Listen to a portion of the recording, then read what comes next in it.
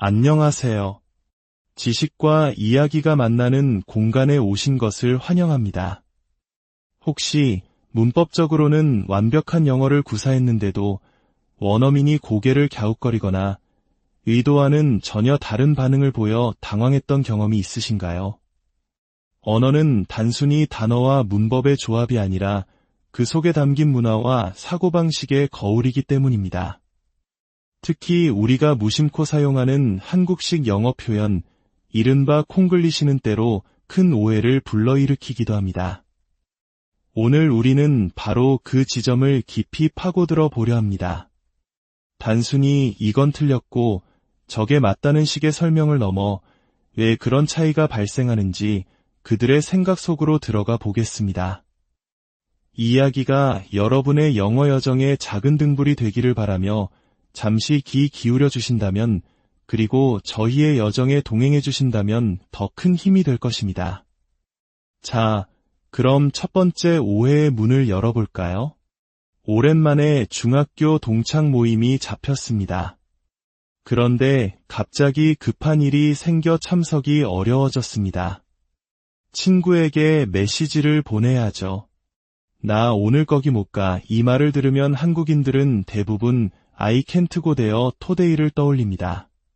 가다는 고, 할 수 없다는 can't이니 너무나 자연스러운 조합이죠. 하지만 원어민에게 이 문장은 조금 다르게 들릴 수 있습니다. 고라는 단어는 이동이나 출발 그 자체의 행위에 초점이 맞춰져 있습니다. 그래서 I can't go there라고 하면 마치 물리적으로 그곳으로 이동할 수 없는 어떤 장애물, 예를 들어 길이 막혔거나 교통수단이 끊긴 것 같은 뉘앙스를 줄 수 있습니다. 우리가 정말 하고 싶은 말의 핵심은 이동이 아니라 참석입니다. 그 모임에 도착해서 함께하는 것, 즉 약속을 지키는 행위를 할 수 없다는 의미죠. 이럴 때 원어민들은 마법 같은 단어 make it를 사용합니다.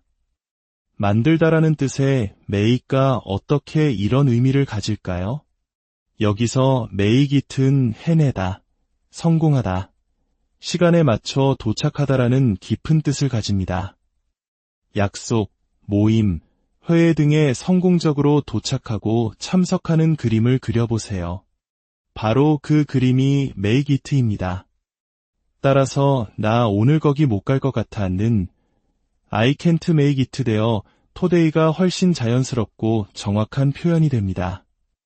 여기에 문장 끝에 I'm살이 한마디만 덧붙여주면 비록 우리의 머리는 검지만 마음만은 현지인과 통하는 세련된 문장이 완성됩니다.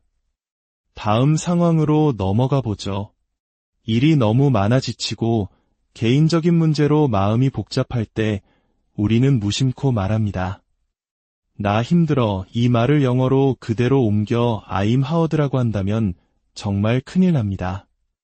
이것은 단순한 실수가 아니라 대화의 분위기를 완전히 얼어붙게 만들거나 심각한 오해를 낳을 수 있는 위험한 표현입니다.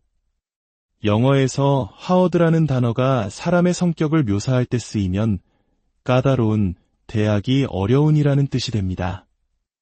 I'm hard는 나는 상대하기 꽤나 껄끄러운 사람이야 라고 선언하는 셈이죠. 더 나아가 상황에 따라서는 성적인 의미로 해석될 여지도 있어 절대 사용해서는 안 됩니다. 우리가 표현하고 싶은 힘든 시기를 보내고 있다는 감정은 어떻게 전달해야 할까요? 영어는 상태보다 경험을 설명하는 것을 선호합니다. 나는 가지고 있어라고 표현하는 것이죠. 그래서 I'm having a hard time이 정답입니다. a hard time, 즉 어려운 시간이라는 덩어리를 내가 지금 having, 즉 겪고 있다는 그림입니다. 이 문장은 여러분의 어려운 상황을 오해 없이 그리고 깊은 공감을 이끌어낼 수 있도록 전달해 줄 것입니다. 약속 장소에 도착해서 친구에게 알립니다. 나 도착했어. 많은 분들이 arrive라는 단어를 떠올려 I arrived here라고 합니다. 문법적으로 틀린 문장은 아니지만 마치 외국인이 한국 친구에게 나는 금일 약속 장소에 당도하였소 라고 말하는 것처럼 어색하게 들릴 수 있습니다. arrive는 격식을 갖춘 단어입니다. 비행기가 공항에 도착하거나 공식적인 행사에서 기빈이 도착할 때 혹은 택배가 배송 완료되었음을 알리는 공식적인 안내문에서 주로 사용됩니다. 예를 들어 중요한 고객이 오후 3시에 도착할 예정이라면 He will be arriving at 오후 3시이라고 표현하는 것이 적절합니다. 하지만 친구와의 약속, 카페 도착 등 일상적인 상황에서는 훨씬 더 부드럽고 빈번하게 쓰이는 단어가 있습니다. 바로 get입니다. get은 영어에서 가장 많이 쓰이는 단어 중 하나로 얻다라는 기본 뜻 외에도 수많은 상황에서 마법처럼 쓰입니다.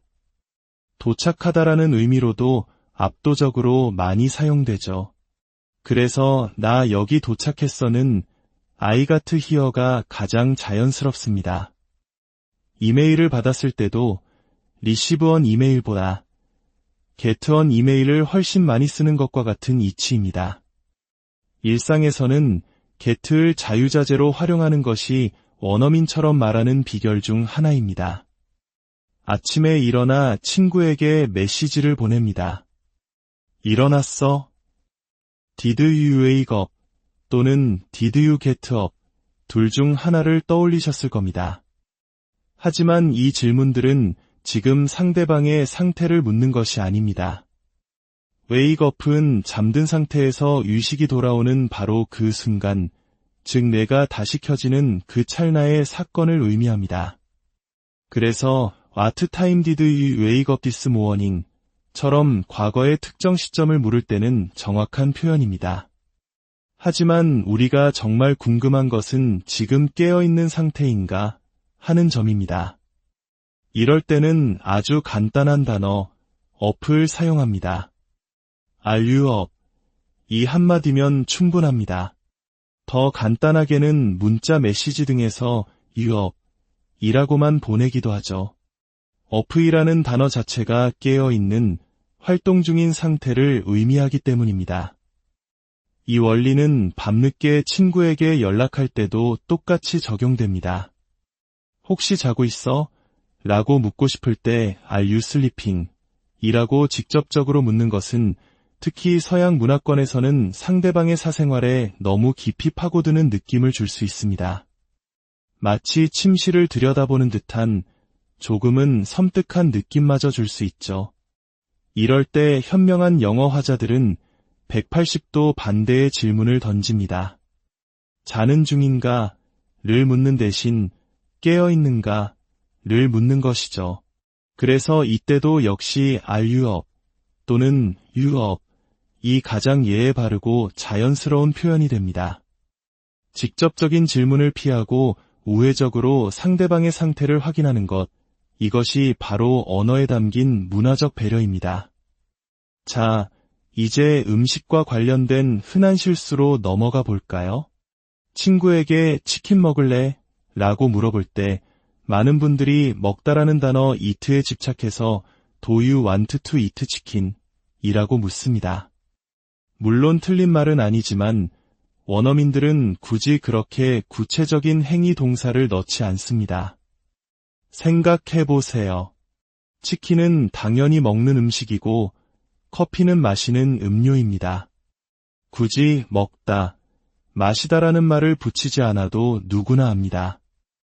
영어는 이처럼 불필요한 정보는 과감히 생략하는 효율성을 중시합니다. 그래서 간단하게 Do you want some chicken? Do you want some coffee? 라고 묻는 것이 훨씬 자연스럽습니다. 여기서 some은 좀이라는 뜻으로 부드럽게 권유하는 느낌을 더해줍니다.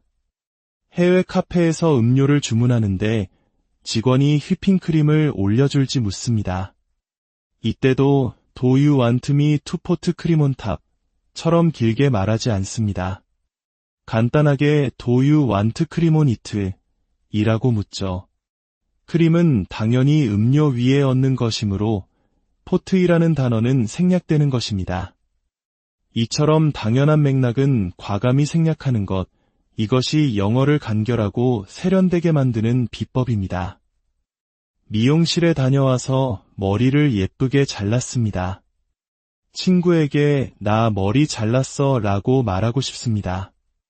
이때 I cut my hair라고 하면 듣는 사람은 아마 당신을 아주 손재주가 좋은 사람이라고 생각할 겁니다. 왜냐하면 이 문장은 내가 내 손으로 직접 내 머리카락을 잘랐다는 뜻이기 때문입니다. 우리는 보통 미용실에 가서 전문가에게 서비스를 받습니다. 내 머리카락이 다른 사람에 의해 잘리도록 하는 것이죠. 이처럼 내가 직접 하는 것이 아니라 다른 사람에게 무언가를 하도록 맡기는 뉘앙스를 표현할 때 영어에서는 get 동사를 활용한 특별한 구조를 사용합니다. 바로 get 플러스 목적어 플러스 과거분사 형태입니다. 그래서 나 머리 잘랐어는 I got my hair cut의 정확한 표현입니다. I got my hair cut 이렇게 분석할 수 있죠. 또는 더 간단하게 머리 자르기라는 서비스를 하나의 명사로 보아 I got a haircut이라고 말할 수도 있습니다. 두 표현 모두 미용실 다녀왔어라는 의미를 완벽하게 전달합니다. 이 구조를 이해하면 나 핸드폰 수리 맡겼어, 나 차 세차했어 등 다양한 표현을 자유롭게 구사할 수 있게 됩니다. 이번에는 친구와의 만남에 대한 이야기입니다. 어제 친구 만났어.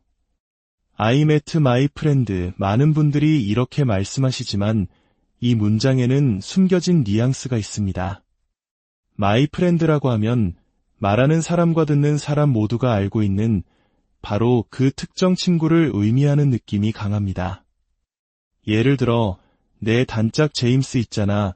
어제게 만났어라고 말하는 상황이라면 I met my friend, 제임즈가 자연스럽습니다. 하지만 우리가 일상적으로 어제 뭐 했어?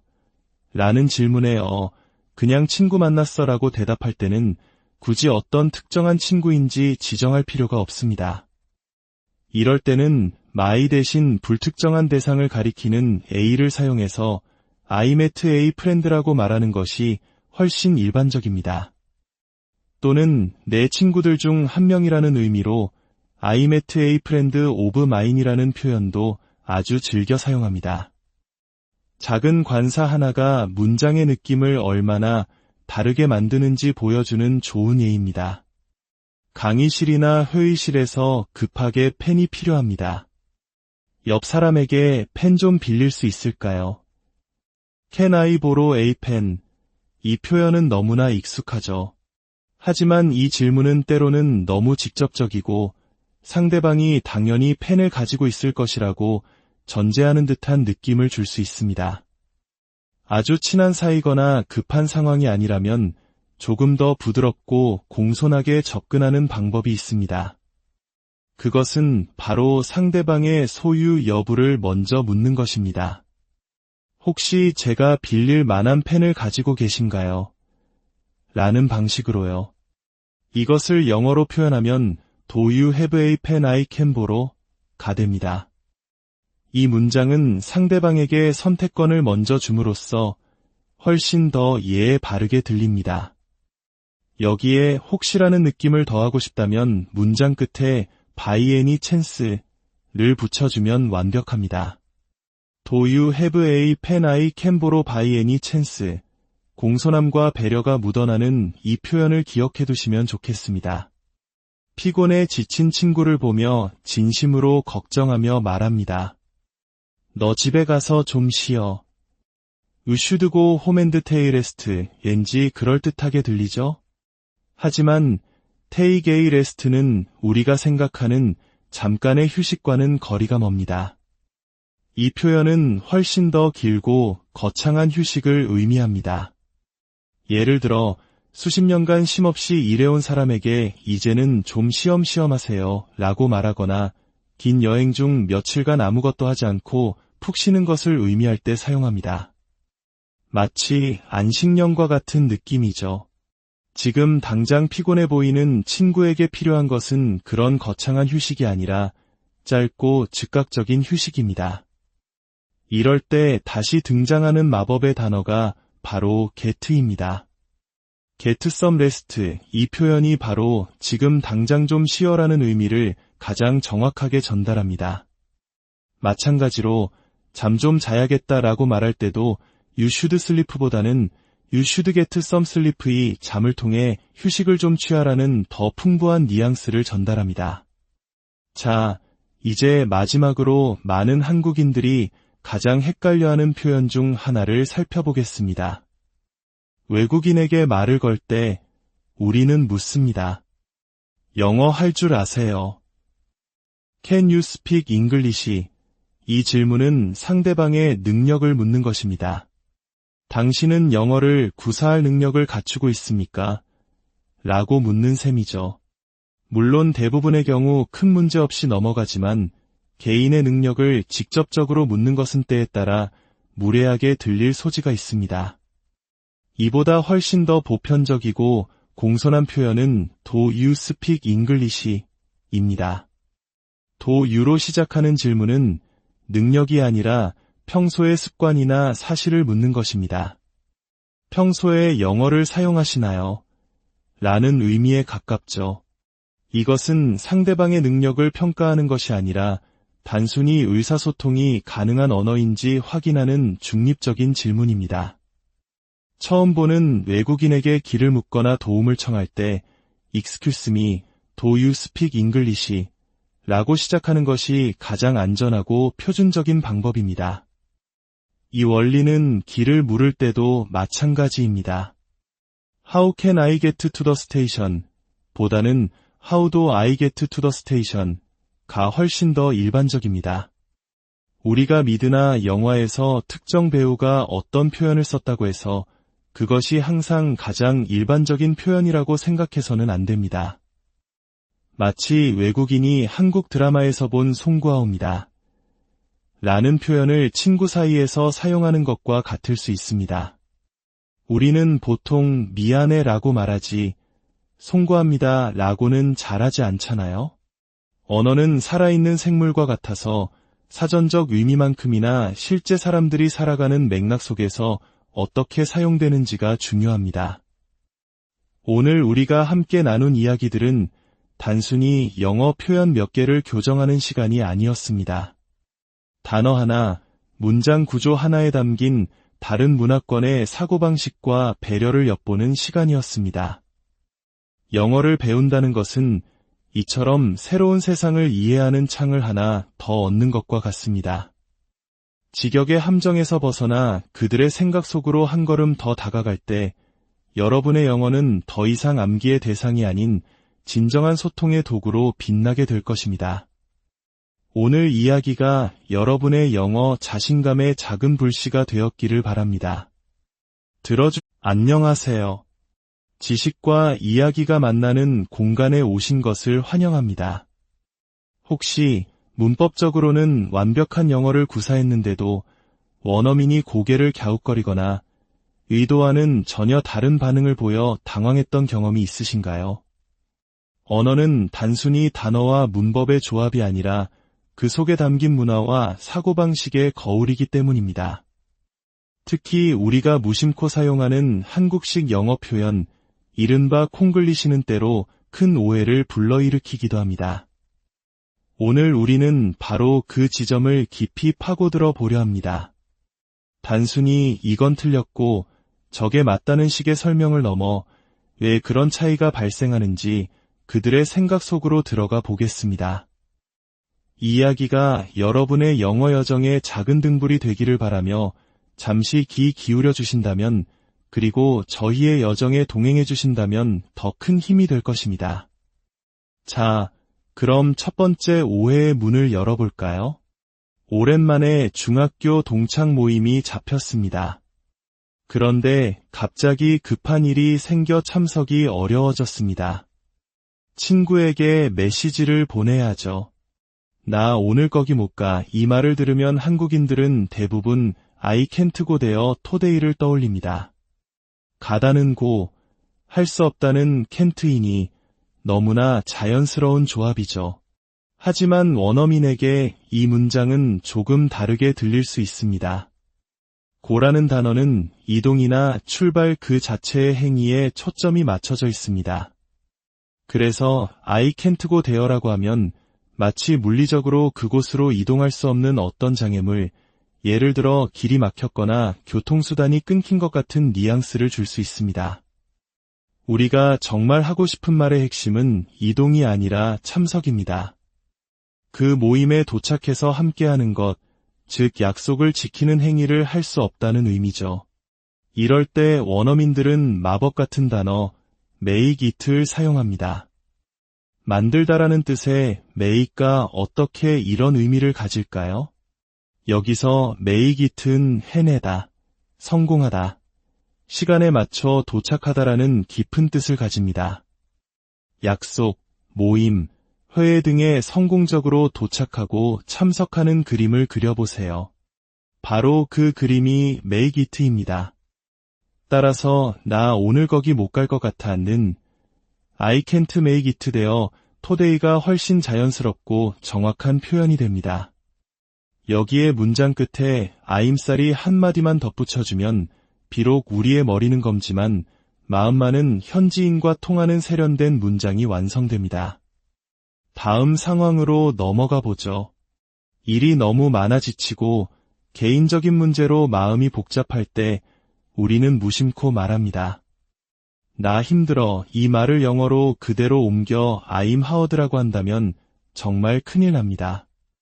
이것은 단순한 실수가 아니라 대화의 분위기를 완전히 얼어붙게 만들거나 심각한 오해를 낳을 수 있는 위험한 표현입니다. 영어에서 hard라는 단어가 사람의 성격을 묘사할 때 쓰이면 까다로운, 대하기 어려운이라는 뜻이 됩니다. I'm hard는 나는 상대하기 꽤나 껄끄러운 사람이야 라고 선언하는 셈이죠. 더 나아가 상황에 따라서는 성적인 의미로 해석될 여지도 있어 절대 사용해서는 안 됩니다. 우리가 표현하고 싶은 힘든 시기를 보내고 있다는 감정은 어떻게 전달해야 할까요? 영어는 상태보다 경험을 설명하는 것을 선호합니다. 나는 가지고 있어라고 표현하는 것이죠.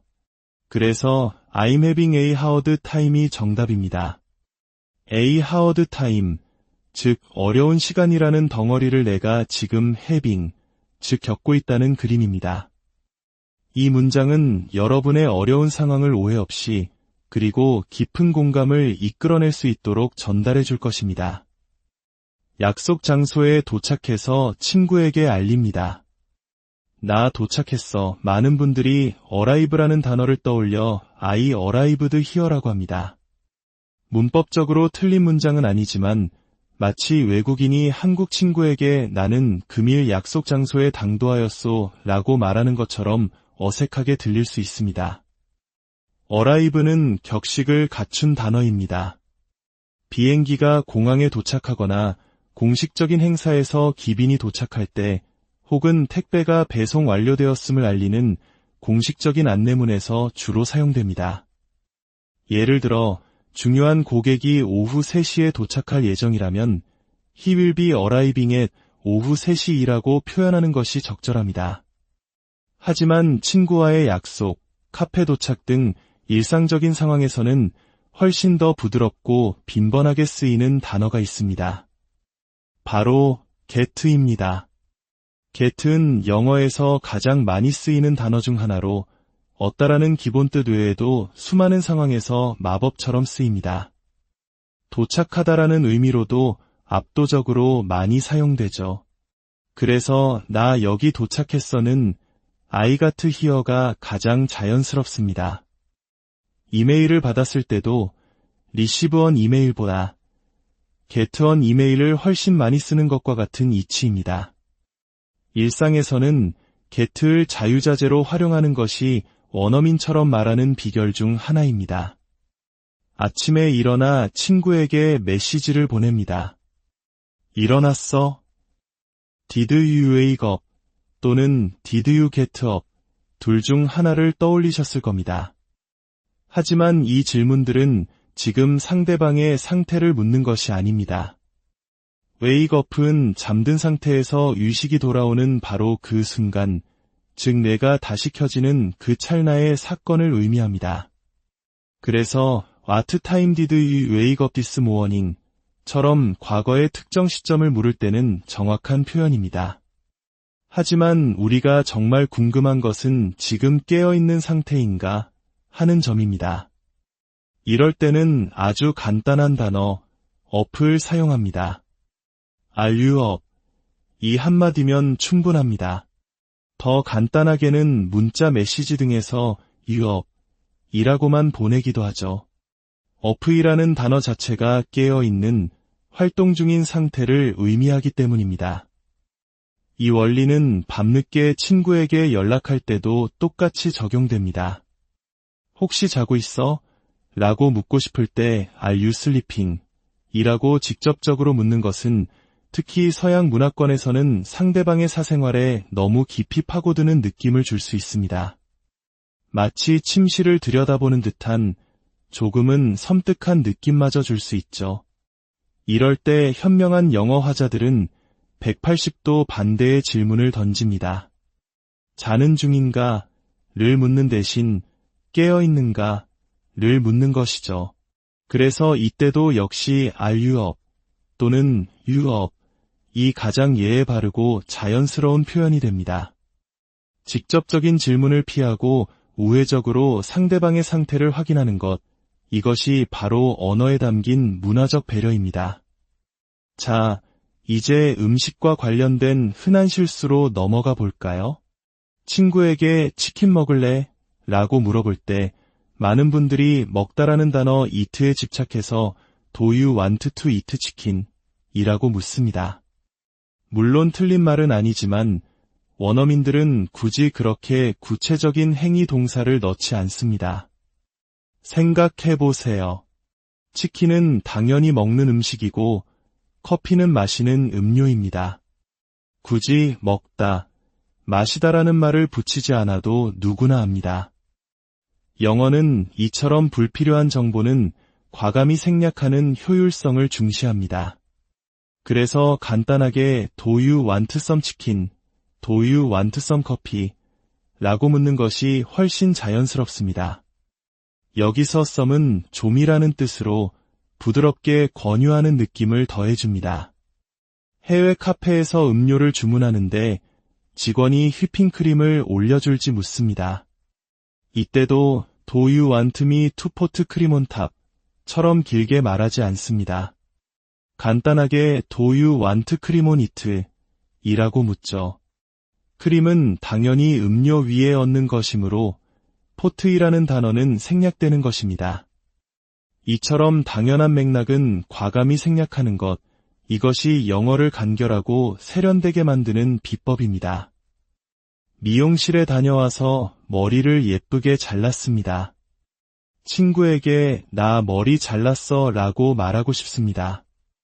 이때 I cut my hair라고 하면 듣는 사람은 아마 당신을 아주 손재주가 좋은 사람이라고 생각할 겁니다. 왜냐하면 이 문장은 내가 내 손으로 직접 내 머리카락을 잘랐다는 뜻이기 때문입니다. 우리는 보통 미용실에 가서 전문가에게 서비스를 받습니다. 내 머리카락이 다른 사람에 의해 잘리도록 하는 것이죠.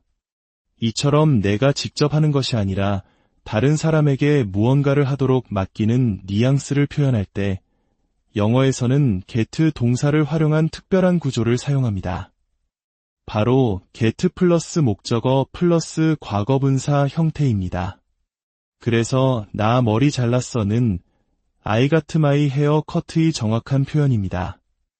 I got my hair cut 이렇게 분석할 수 있죠. 또는 더 간단하게 머리 자르기라는 서비스를 하나의 명사로 보아 I got a haircut이라고 말할 수도 있습니다. 두 표현 모두 미용실 다녀왔어라는 의미를 완벽하게 전달합니다. 이 구조를 이해하면 나 핸드폰 수리 맡겼어, 나 차 세차했어 등 다양한 표현을 자유롭게 구사할 수 있게 됩니다. 이번에는 친구와의 만남에 대한 이야기입니다. 어제 친구 만났어. I met my friend. 많은 분들이 이렇게 말씀하시지만 이 문장에는 숨겨진 뉘앙스가 있습니다. my friend라고 하면 말하는 사람과 듣는 사람 모두가 알고 있는 바로 그 특정 친구를 의미하는 느낌이 강합니다. 예를 들어, 내 단짝 제임스 있잖아. 어제게 만났어라고 말하는 상황이라면 I met my friend, 제임즈가 자연스럽습니다. 하지만 우리가 일상적으로 어제 뭐 했어? 라는 질문에 그냥 친구 만났어라고 대답할 때는 굳이 어떤 특정한 친구인지 지정할 필요가 없습니다. 이럴 때는 my 대신 불특정한 대상을 가리키는 a를 사용해서 I met a friend라고 말하는 것이 훨씬 일반적입니다. 또는 내 친구들 중 한 명이라는 의미로 I met a friend of mine이라는 표현도 아주 즐겨 사용합니다. 작은 관사 하나가 문장의 느낌을 얼마나 다르게 만드는지 보여주는 좋은 예입니다. 강의실이나 회의실에서 급하게 펜이 필요합니다. 옆 사람에게 펜 좀 빌릴 수 있을까요? Can I borrow a pen? 이 표현은 너무나 익숙하죠. 하지만 이 질문은 때로는 너무 직접적이고 상대방이 당연히 펜을 가지고 있을 것이라고 전제하는 듯한 느낌을 줄 수 있습니다.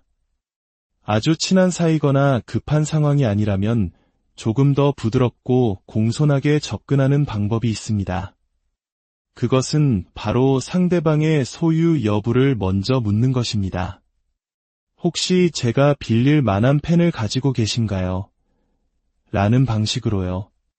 이것을 영어로 표현하면 Do you have a pen I can borrow? 가 됩니다. 이 문장은 상대방에게 선택권을 먼저 줌으로써 훨씬 더 예에 바르게 들립니다. 여기에 혹시라는 느낌을 더하고 싶다면 문장 끝에 by any chance를 붙여주면 완벽합니다. Do you have a pen I can borrow by any chance? 공손함과 배려가 묻어나는 이 표현을 기억해 두시면 좋겠습니다. 피곤에 지친 친구를 보며 진심으로 걱정하며 말합니다. 너 집에 가서 좀 쉬어. You should go home and take rest. 왠지 그럴듯하게 들리죠? 하지만 take a rest는 우리가 생각하는 잠깐의 휴식과는 거리가 멉니다. 이 표현은 훨씬 더 길고 거창한 휴식을 의미합니다. 예를 들어 수십 년간 쉼없이 일해온 사람에게 이제는 좀 쉬엄쉬엄 하세요 라고 말하거나 긴 여행 중 며칠간 아무것도 하지 않고 푹 쉬는 것을 의미할 때 사용합니다. 마치 안식년과 같은 느낌이죠. 지금 당장 피곤해 보이는 친구에게 필요한 것은 그런 거창한 휴식이 아니라 짧고 즉각적인 휴식입니다. 이럴 때 다시 등장하는 마법의 단어가 바로 get입니다. get some rest, 이 표현이 바로 지금 당장 좀 쉬어라는 의미를 가장 정확하게 전달합니다.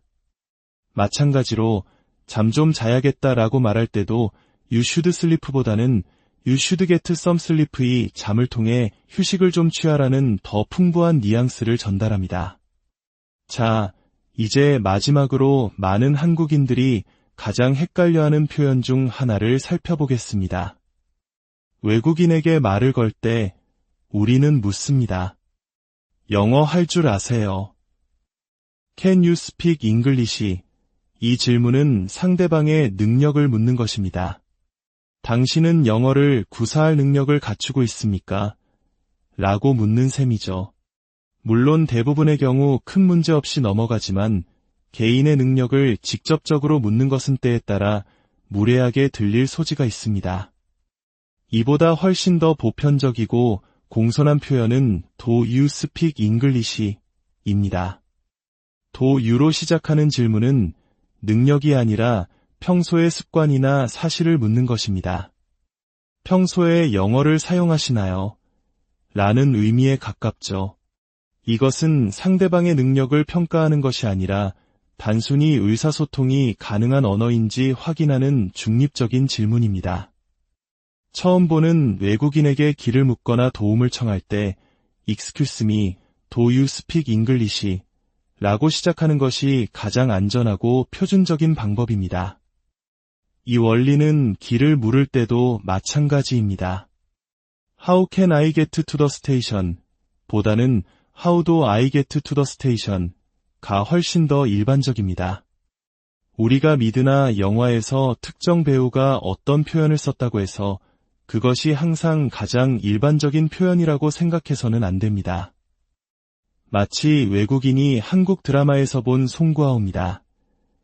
라는 표현을 친구 사이에서 사용하는 것과 같을 수 있습니다.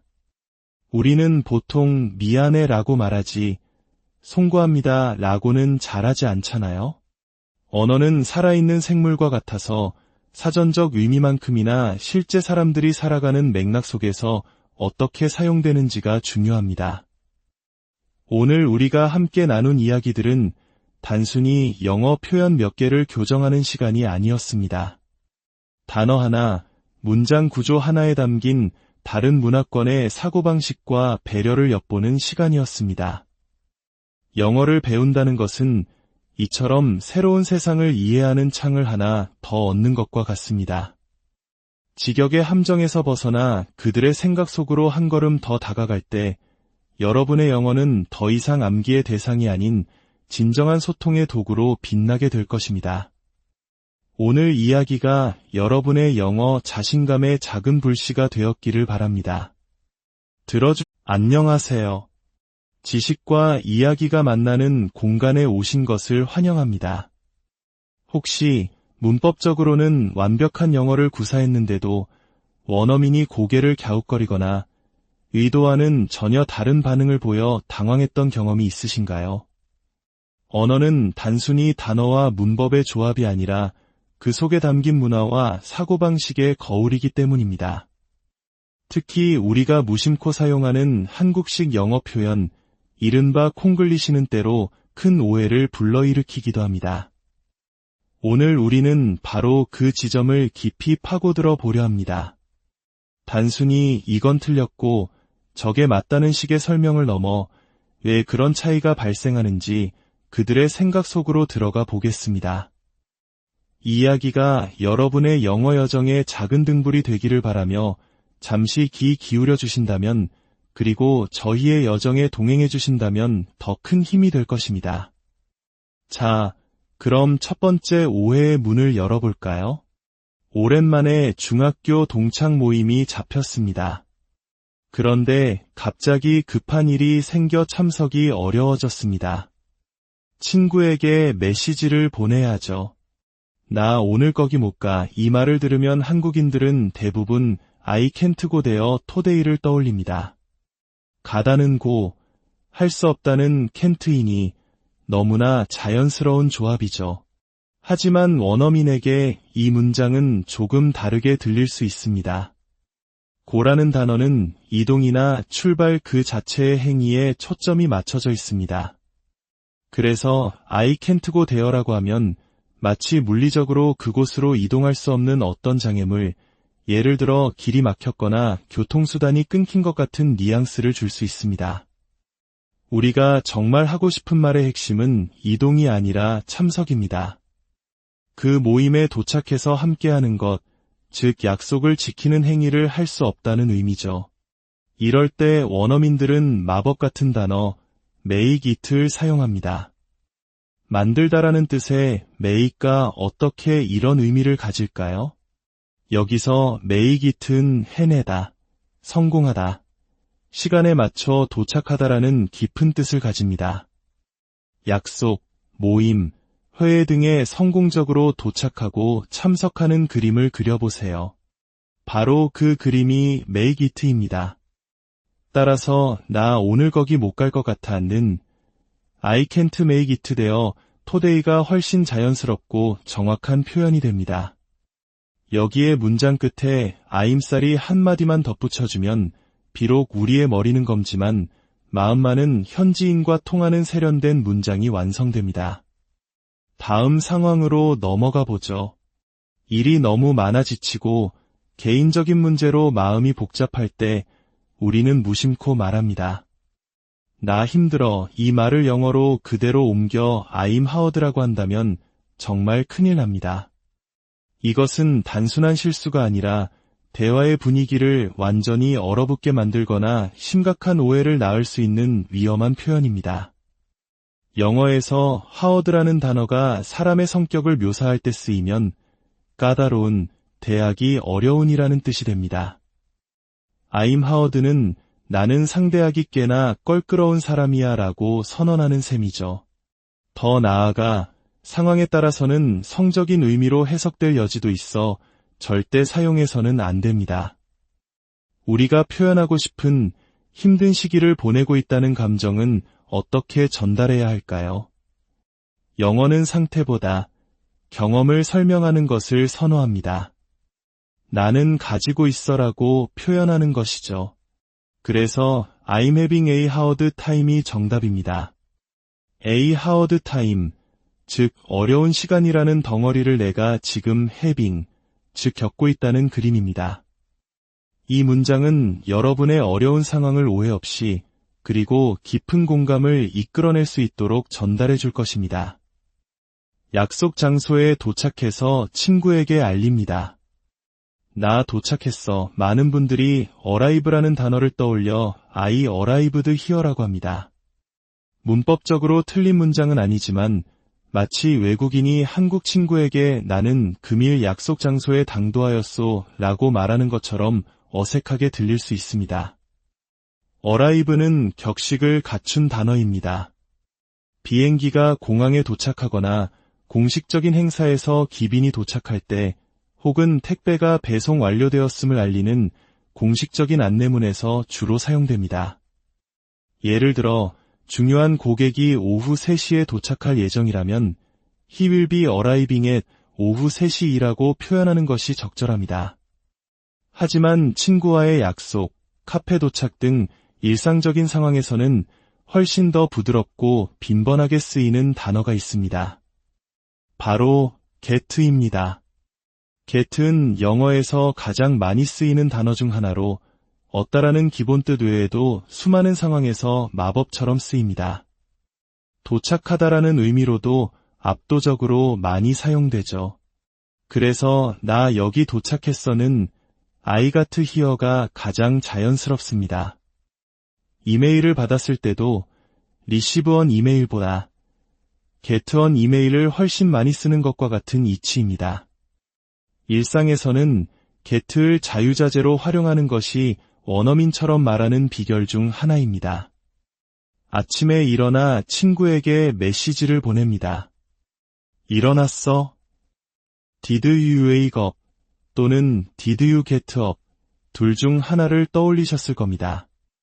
하지만 이 질문들은 지금 상대방의 상태를 묻는 것이 아닙니다. wake up은 잠든 상태에서 의식이 돌아오는 바로 그 순간, 즉 뇌가 다시 켜지는 그 찰나의 사건을 의미합니다. 그래서 What time did you wake up this morning? 처럼 과거의 특정 시점을 물을 때는 정확한 표현입니다. 하지만 우리가 정말 궁금한 것은 지금 깨어있는 상태인가 하는 점입니다.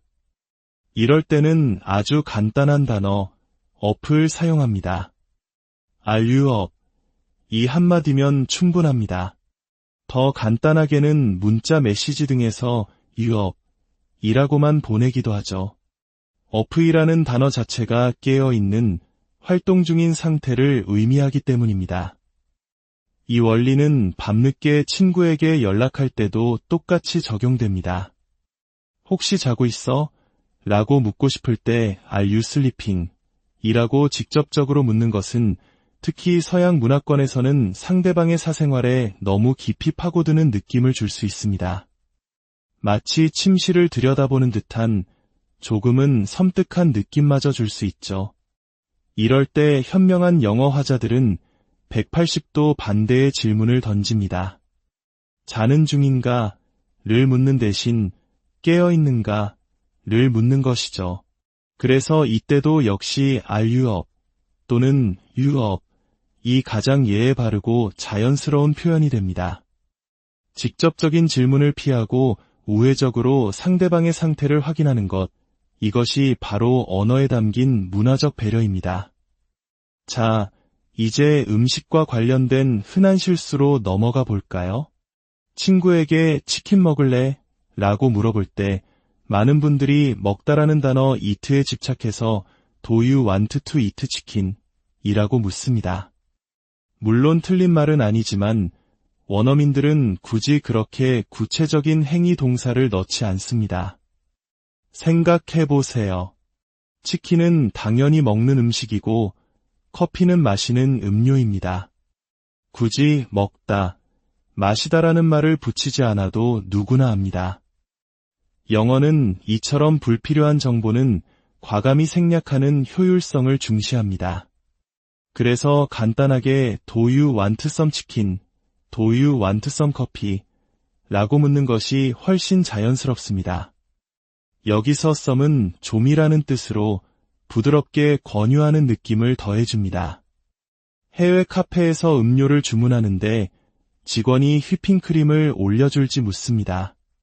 이때도 Do you want me to put cream on top? 처럼 길게 말하지 않습니다. 간단하게 Do you want cream on it? 이라고 묻죠. 크림은 당연히 음료 위에 얹는 것이므로 포트이라는 단어는 생략되는 것입니다. 이처럼 당연한 맥락은 과감히 생략하는 것, 이것이 영어를 간결하고 세련되게 만드는 비법입니다. 미용실에 다녀와서 머리를 예쁘게 잘랐습니다. 친구에게 나 머리 잘랐어 라고 말하고 싶습니다. 이때 I cut my hair라고 하면 듣는 사람은 아마 당신을 아주 손재주가 좋은 사람이라고 생각할 겁니다. 왜냐하면 이 문장은 내가 내 손으로 직접 내 머리카락을 잘랐다는 뜻이기 때문입니다. 우리는 보통 미용실에 가서 전문가에게 서비스를 받습니다. 내 머리카락이 다른 사람에 의해 잘리도록 하는 것이죠. 이처럼 내가 직접 하는 것이 아니라 다른 사람에게 무언가를 하도록 맡기는 뉘앙스를 표현할 때 영어에서는 get 동사를 활용한 특별한 구조를 사용합니다. 바로 get 플러스 목적어 플러스 과거분사 형태입니다. 그래서 나 머리 잘랐어는 I got my hair cut의 정확한 표현입니다. I got my hair cut 이렇게 분석할 수 있죠.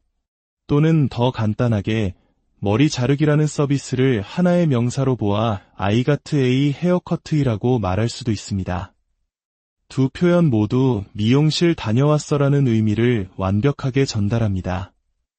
이 구조를 이해하면 나 핸드폰 수리 맡겼어, 나 차 세차했어 등 다양한 표현을 자유롭게 구사할 수 있게 됩니다. 이번에는 친구와의 만남에 대한 이야기입니다. 어제 친구 만났어. I met my friend. 많은 분들이 이렇게 말씀하시지만 이 문장에는 숨겨진 뉘앙스가 있습니다. my friend라고 하면 말하는 사람과 듣는 사람 모두가 알고 있는 바로 그 특정 친구를 의미하는 느낌이 강합니다. 예를 들어 내 단짝 제임스 있잖아. 어제게 만났어라고 말하는 상황이라면 I met my friend, 제임즈가 자연스럽습니다. 하지만 우리가 일상적으로 어제 뭐 했어?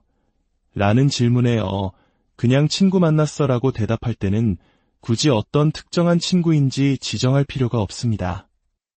이럴 때는 my 대신 불특정한 대상을 가리키는 a를 사용해서 I met a friend라고 말하는 것이 훨씬 일반적입니다. 또는 내 친구들 중 한 명이라는 의미로 I met a friend of mine이라는 표현도 아주 즐겨 사용합니다. 작은 관사 하나가 문장의 느낌을 얼마나 다르게 만드는지 보여주는 좋은 예입니다. 강의실이나 회의실에서 급하게 펜이 필요합니다. 옆 사람에게 펜 좀 빌릴 수 있을까요? Can I borrow a pen? 이 표현은 너무나 익숙하죠. 하지만 이 질문은 때로는 너무 직접적이고 상대방이 당연히 펜을 가지고 있을 것이라고 전제하는 듯한 느낌을 줄 수 있습니다. 아주 친한 사이거나 급한 상황이 아니라면 조금 더 부드럽고 공손하게 접근하는 방법이 있습니다. 그것은 바로 상대방의 소유 여부를 먼저 묻는 것입니다. 혹시 제가 빌릴 만한 펜을 가지고 계신가요? 라는 방식으로요. 이것을 영어로 표현하면 Do you have a pen I can borrow? 가 됩니다. 이 문장은 상대방에게 선택권을 먼저 줌으로써 훨씬 더 예에 바르게 들립니다.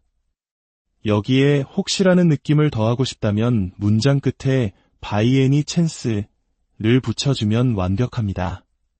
Do you have a pen I can borrow by any chance? 공손함과 배려가 묻어나는 이 표현을 기억해 두시면 좋겠습니다.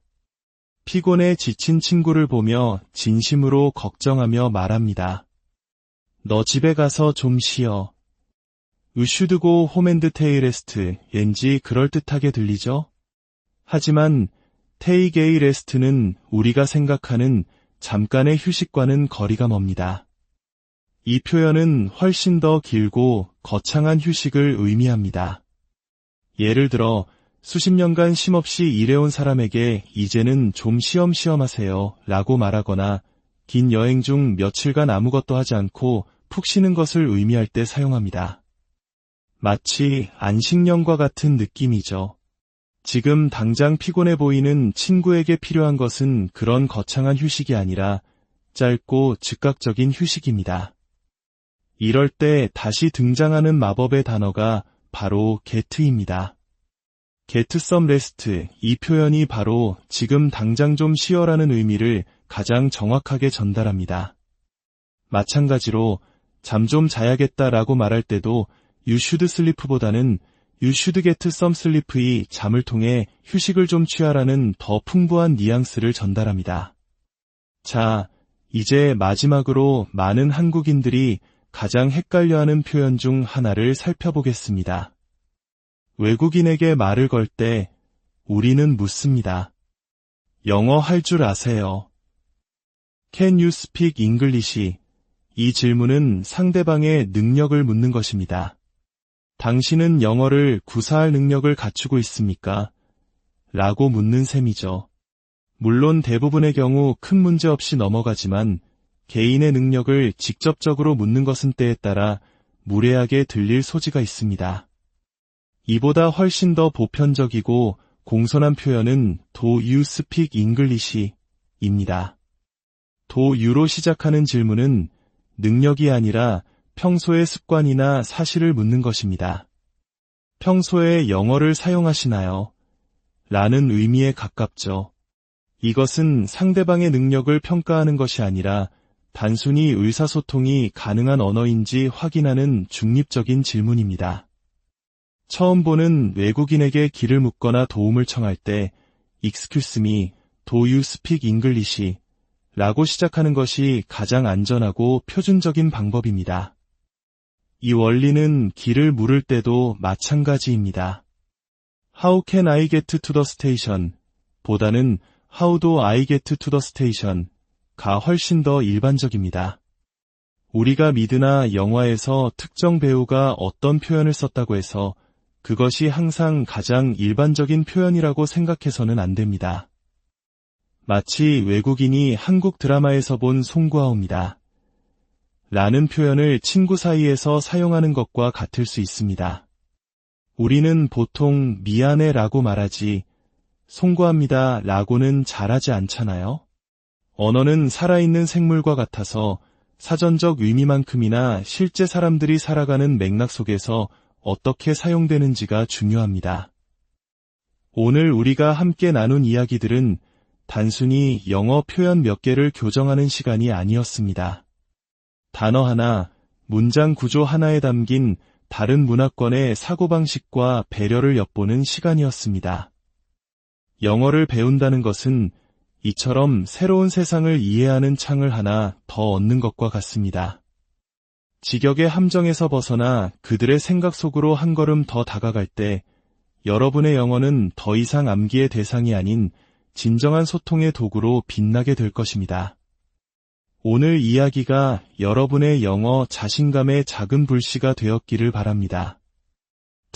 안녕하세요.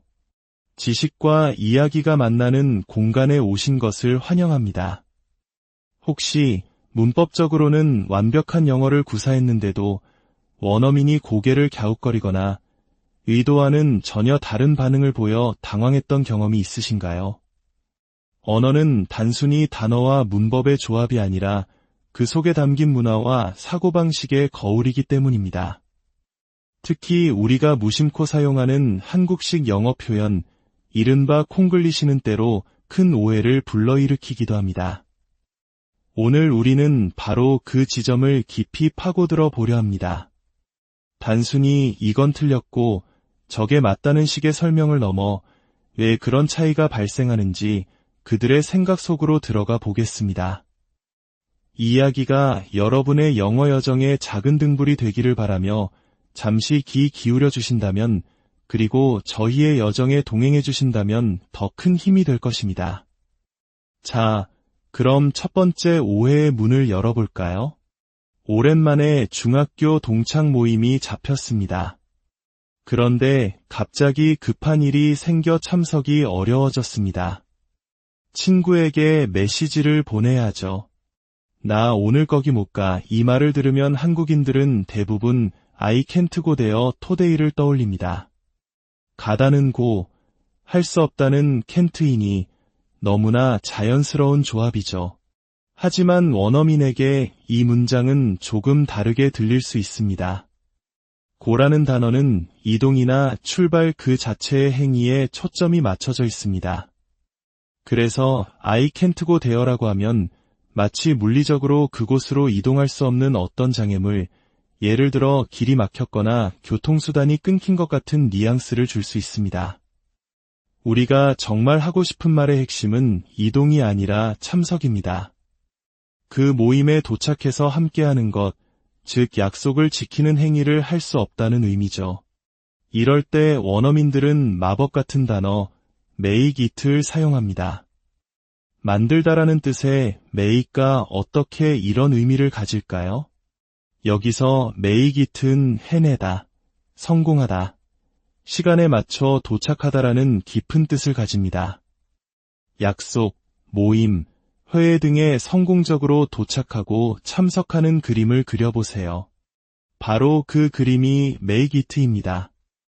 따라서 나 오늘 거기 못 갈 것 같아는 I can't make it 되어 today가 훨씬 자연스럽고 정확한 표현이 됩니다. 여기에 문장 끝에 I'msorry 한마디만 덧붙여주면 비록 우리의 머리는 검지만 마음만은 현지인과 통하는 세련된 문장이 완성됩니다. 다음 상황으로 넘어가 보죠. 일이 너무 많아 지치고 개인적인 문제로 마음이 복잡할 때 우리는 무심코 말합니다. 나 힘들어. 이 말을 영어로 그대로 옮겨 I'm hard라고 한다면 정말 큰일 납니다. 이것은 단순한 실수가 아니라 대화의 분위기를 완전히 얼어붙게 만들거나 심각한 오해를 낳을 수 있는 위험한 표현입니다. 영어에서 hard라는 단어가 사람의 성격을 묘사할 때 쓰이면 까다로운, 대하기 어려운이라는 뜻이 됩니다.